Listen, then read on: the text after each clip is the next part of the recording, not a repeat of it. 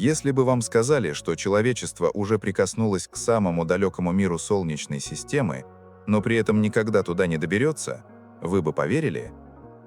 14 июля 2015 года произошло событие, которое на первый взгляд выглядело как очередная победа науки. Но на самом деле это был момент, когда человечество впервые по-настоящему столкнулось со своей границей. Небольшой космический аппарат, размером примерно с рояль, после почти десятилетнего путешествия пересек бездну космоса и достиг цели, которую до него не видел ни один зонд. Миссия New Horizons пролетела мимо Плутона и отправила на Землю изображение, которое изменило все. Это был не пиксель, не размытое пятно. Это был целый мир. Мир с гигантской ледяной равниной в форме сердца. Мир с горами, которые по высоте сравнимы с Альпами. Мир с тончайшей атмосферой, подсвеченной умирающим светом далекого Солнца. Плутон оказался не мертвым камнем, он оказался живым. Он дышал, он менялся, он хранил историю, записанную в миллиардах лет абсолютной тишины. И в этот момент миллионы людей подумали одно и то же. Если мы смогли туда долететь, значит, однажды мы сможем туда попасть. Это звучит логично, даже очевидно. Мы были на Луне. Мы готовимся лететь на Марс. Плутон – просто следующая ступень. Чуть дальше, чуть сложнее, но все то же самое. Правда? Нет. И вот здесь начинается самая неприятная часть. Потому что Плутон – это не следующий шаг, это граница. И не просто технологическая, а физическая. Давайте остановимся и зададим вопрос, который почти никто не задает. Если мы уже долетели до Плутона, почему мы там не остались? Почему зонд не вышел на орбиту? Почему не начал долгие исследования? Почему просто пронесся мимо и исчез? Ответ звучит просто, но за ним скрывается проблема, которая может поставить крест на всей дальнейшей экспансии человечества в космос. Потому что аппарат не просто пролетел рядом, он пронесся мимо со скоростью более 50 тысяч километров в час. За считанные часы он сделал все, что мог, сфотографировал, измерил, передал данные и навсегда ушел в темноту. Он даже не попытался остановиться. И это не ошибка, не недоработка и даже не ограничение бюджета. Это предел физики. Чтобы понять это, нужно вернуться в 2006 год, момент запуска. Ракета Atlas V разгоняет аппарат до скорости, которая на тот момент была рекордной для всей космонавтики. Более 58 тысяч километров в час. Для сравнения, миссии программы «Аполлон» разгонялись до примерно 40 тысяч километров в час. Но даже этой скорости оказалось недостаточно. Чтобы добраться до Плутона, понадобилось 9 лет. 9 лет непрерывного полета в пустоте. И вот главный момент, который почти никто не осознает. Вся эта энергия была потрачена только на одно – долететь. Не остановиться, не выйти на орбиту, не исследовать, просто добраться. Потому что в космосе есть правило, которое невозможно обойти. Оно старше любой ракеты, старше любой технологии. Его сформулировал Константин Циолковский более 100 лет назад, и с тех пор оно остается неизменным. Это ракетное уравнение. И инженеры называют его очень точно – тирания. Суть проста и жестока. Чтобы разогнать ракету, нужно топливо. Но топливо имеет массу. А чтобы разогнать эту массу, нужно еще больше топлива, которое тоже имеет массу и снова требует топлива. Это не линейный процесс, это экспонента. Каждый дополнительный километр в секунду скорости стоит не немного дороже, а в разы дороже. Представьте, что вы идете через пустыню, вы несете воду. Но чем больше воды вы берете, тем тяжелее идти. Тем тяжелее идти, тем больше вы пьете. Чем больше пьете, тем больше воды нужно взять. И в какой-то момент происходит абсурд. Весь ваш груз – это вода, и ее все равно недостаточно. Именно это происходит с ракетами. Чтобы просто долететь до Плутона, потребовалась почти предельная скорость. Но чтобы остановиться, нужна еще такая же энергия, а значит еще топливо, а значит еще масса, а значит ракета становится невозможной. И вот ключевая мысль. Разница между пролететь мимо и долететь – это не расстояние, это энергия, которой у нас нет. Инженеры это понимали с самого начала, поэтому миссия была спроектирована как одноразовый пролет. Не потому, что так хотели, а потому что иначе нельзя. И здесь рушится самая красивая иллюзия. Иллюзия, в которую верит почти каждый. Что космос – это просто расстояние, что нужно больше времени, больше ракет, больше усилий, и мы доберемся куда угодно. Но космос — это не дорога, это стена. И эта стена сделана не из камня, она сделана из законов физики. И дальше становится только хуже. Потому что даже если каким-то чудом мы решим проблему топлива, остается вопрос, как там выжить? И вот здесь начинается настоящая проблема Плутона. Не расстояние, не скорость, даже не ракеты, а энергия для жизни. Но именно здесь история Плутона делает еще один поворот, о котором редко задумываются. Мы привыкли воспринимать миссию «Новые горизонты» как завершенную точку. Прилетели, сфотографировали, улетели. Красивый финал. Но на самом деле это было только начало куда более глубокого понимания не Плутона, а нас самих. Потому что когда аппарат отправил на Землю те самые снимки, ледяное сердце, горы, дымку атмосферы, он одновременно разрушил одну из самых устойчивых иллюзий человечества – иллюзию доступности. До этого момента Плутон был абстракцией, точкой, символом. И с абстракцией легко жить, ее легко мечтать когда-нибудь достичь. Но как только абстракция превращается в реальный мир с ландшафтами, тенями, текстурами, желание попасть туда становится конкретным, почти физическим. И именно тогда приходит понимание. Мы можем видеть, но не можем быть. Это фундаментальный разрыв. Вся история человеческой цивилизации – это история сокращения расстояний. Мы пересекли океаны, поднялись в небо, вышли в космос. Каждый раз граница отступала. Каждый раз слишком далеко превращалась в вполне возможно. Но Плутон – это первая точка, где эта логика начинает ломаться. Не потому, что мы недостаточно стараемся, а потому что сама природа расстояния меняется. Когда вы идете пешком, расстояние – это просто время и энергия ваших мышц. Когда вы летите на самолете – это топливо. Когда вы отправляете зонд – это уже сложная инженерия. Но когда речь идет о миллиардах километров, о десятилетиях полета, о температуре близкой к абсолютному нулю, расстояние перестает быть географическим понятием. Оно становится физическим барьером. Барьером, в котором переплетаются энергия, время и сама структура Вселенной. И здесь важно понять одну вещь, которую часто упускают. Проблема Плутона не уникальна. Она просто наиболее наглядна. Те же самые ограничения начинают проявляться уже за орбитой Марса, просто не так очевидно. На Юпитере уже критично, у Сатурна почти непреодолимо, а у Плутона окончательно. Это как постепенное погружение в глубину океана. Сначала вы просто чувствуете давление, потом становится трудно дышать, потом невозможно. И Плутон – это та глубина, где человек уже не может существовать без полного, абсолютного контроля над средой. Контроля, который требует энергии. Снова энергия. Всегда энергия. Можно придумать идеальный двигатель, можно создать идеальный корабль, можно даже решить проблему радиации. Но если у вас нет источника энергии, который работает десятилетиями, стабильно, надежно и в полной изоляции, все остальное не имеет значения. И вот здесь возникает самый неприятный вопрос. А что, если такого источника не существует? Не пока не существует, а в принципе невозможен. Это звучит радикально, почти пораженчески, но физика не обязана быть оптимистичной.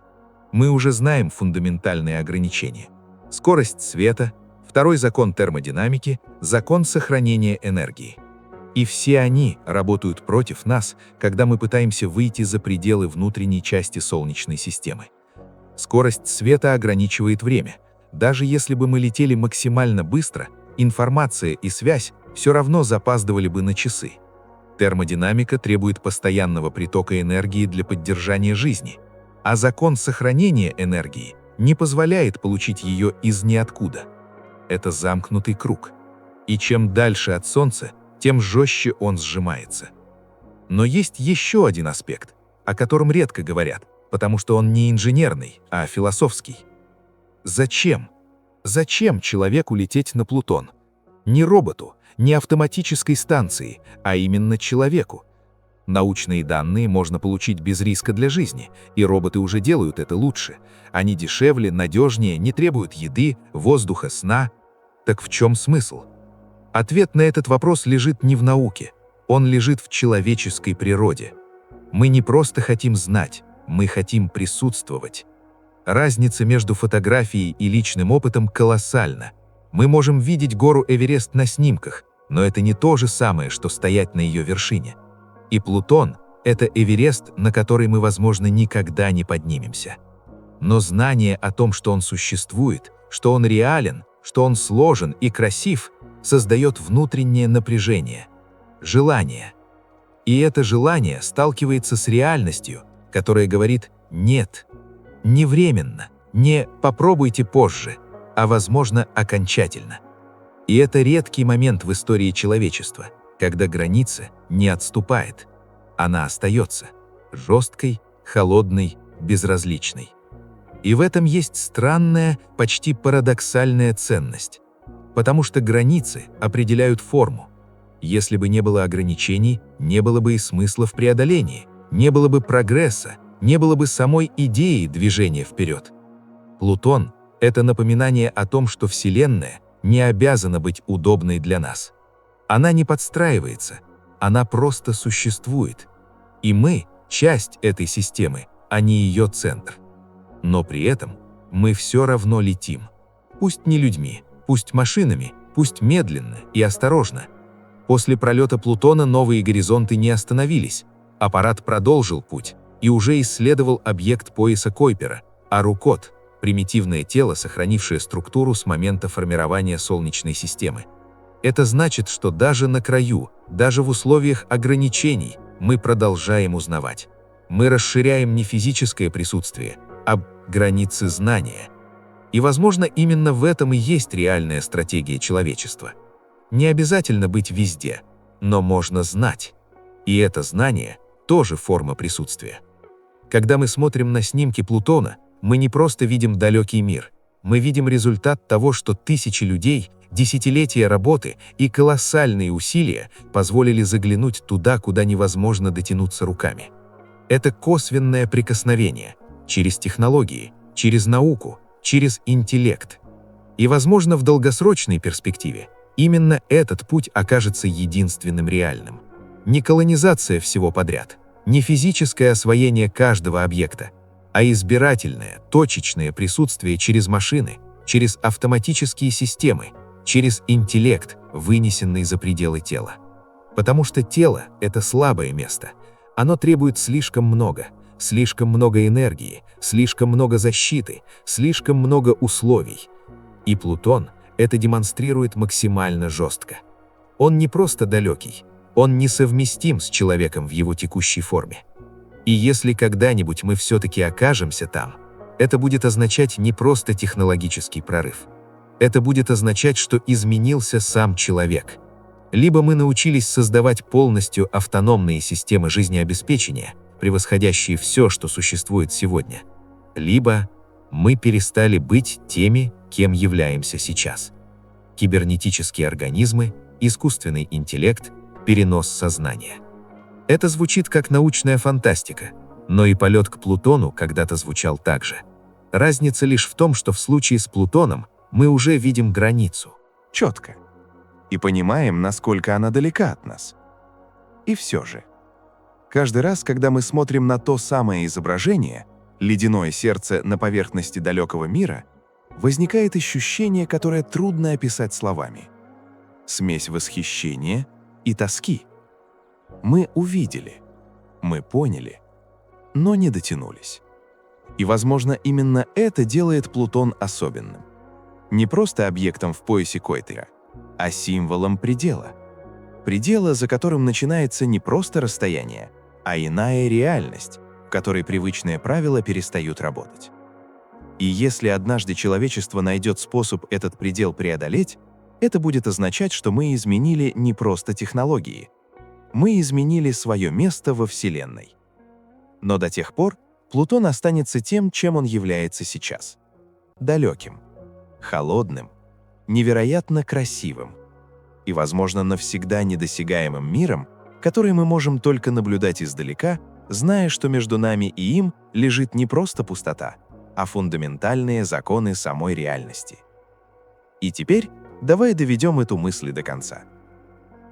Не как фантазию, не как надежду, а как честный вывод из всего, что мы уже разобрали. Потому что Плутон — это не просто история о далекой планете. Это история о границе. Границе, которую мы впервые увидели настолько четко. Раньше у человечества не было такого опыта. Каждая новая территория сначала казалась недоступной, а потом становилась обычной. Океаны, континенты, небо, космос. Всегда одно и то же. Это невозможно, это сложно, это делаем каждый день. Но Плутон ломает эту цепочку. Он застрял на стадии «возможно-невозможно». И это новое состояние для нашей цивилизации. Мы не можем сказать «мы точно туда полетим». Но и не можем окончательно признать «мы никогда туда не попадем». Мы зависли между этими двумя точками. И в этом зависании есть напряжение, которое чувствуется почти физически. Потому что наш мозг не любит неопределенность. Он хочет либо цель, либо отказ. Но Плутон не дает ни того, ни другого. Он просто есть. И этого достаточно, чтобы изменить наше восприятие космоса. Раньше космос казался дорогой. Теперь он начинает выглядеть как карта с зонами доступа. Есть область, где мы можем существовать. Есть область, куда можем отправлять машины. И есть область, которая, возможно, навсегда останется вне нашего физического присутствия. И Плутон находится именно там. Не в зоне «никогда нельзя исследовать», а в зоне «нельзя прийти лично». Это принципиальная разница, потому что исследовать можно, понимать можно, видеть можно, но быть нет. И это впервые в истории, когда знание отрывается от присутствия настолько сильно. Если подумать, это меняет саму идею освоения космоса. Мы привыкли к модели «сначала роботы, потом люди». Так было с Луной, так планируется с Марсом. Но Плутон показывает, что эта модель не универсальна. Есть места, где второй шаг может не произойти никогда. И тогда возникает новый сценарий. Роботы, больше роботов, еще более сложные роботы, и все, без человека. Не потому, что мы не хотим, а потому что цена становится запредельной. И здесь появляется еще одна неожиданная мысль. Возможно, будущее космоса не за людьми, а за их продолжением. За системами, которые не нуждаются в тепле, в воздухе, в защите от радиации, в психологическом комфорте. Системами, которые могут существовать там, где человек не выживет ни минуты. Это уже происходит. Каждый зонд, каждый автоматический аппарат — это маленький шаг в эту сторону. И если продолжить эту линию, логика становится простой. Чем дальше от Солнца, тем меньше места для человека. Чем дальше, тем больше роль машин. А на расстоянии Плутона человек исчезает полностью. Остается только его интеллект, вынесенный наружу. Это звучит холодно, почти как поражение. Но на самом деле это не так. Потому что цель науки не обязательно физическое присутствие. Цель – понимание. И если мы можем понять мир, не находясь в нем, это все еще победа. Просто другая, менее героическая, менее кинематографичная, но более честная. И все же. Есть одна вещь, которую невозможно заменить. Ощущение. Ни один робот не может передать, что значит стоять на поверхности другого мира. Он может прислать данные, изображения, спектры, измерения, но не опыт. А человек стремится именно к опыту. И поэтому Плутон остается особенным, потому что он первый мир, который мы увидели во всей его красоте и одновременно поняли, что, возможно, никогда не почувствуем его напрямую. Представь это на секунду. Ты стоишь на поверхности Плутона. Под ногами азотный лед, твердый как камень. Вокруг бесконечные равнины, почти без звуков, без ветра. Температура за пределами всего, что можно представить. Небо блеклое, даже дням. Звезды видны всегда. И среди них одна особенно яркая точка. Солнце. Не диск, не светило. Просто звезда. И рядом Харон. Огромный, неподвижный, висящий в небе как второе лицо этого мира. Он никогда не заходит, никогда не исчезает. Просто висит. И ты понимаешь, что находишься в системе, где все работает иначе. медленнее, тише, глубже. И именно в этот момент приходит главное осознание. Ты не просто далеко, ты вне привычной реальности. Но затем возвращение. Резкое. Потому что все это невозможно. Не сейчас. Возможно, никогда. И этот контраст между тем, что можно представить, и тем, что можно сделать, и есть настоящая суть истории Плутона. Он стал зеркалом. Не для себя, для нас.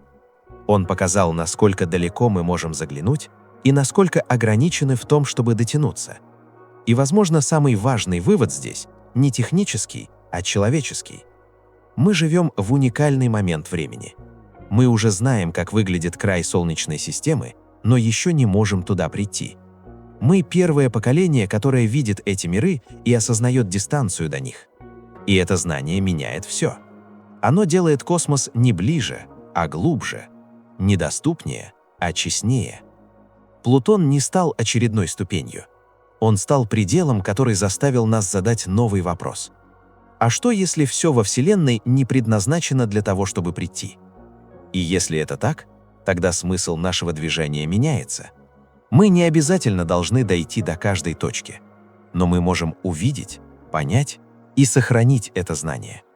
И, возможно, именно в этом и есть настоящая роль человечества во Вселенной. Не покорять все подряд, а быть теми, кто способен осознать масштаб. Потому что в конечном итоге Вселенная не обязательно быть доступной. Она просто существует. Холодная, безразличная, бесконечно сложная. И при этом и невероятно красивая. И Плутон – одно из самых ярких доказательств этого. Мир, который мы увидели, мир, к которому мы прикоснулись данными, мир, который мы, возможно, никогда не посетим, но который все равно изменил нас. Потому что иногда достаточно просто увидеть, чтобы понять, где заканчиваются наши возможности и где начинается настоящая Вселенная. Если тебе откликаются такие разборы космоса без мифов и упрощений, подпишись на канал. Здесь мы не просто рассказываем о Вселенной. Мы разбираем, как она на самом деле работает и какое место в ней человек занимает.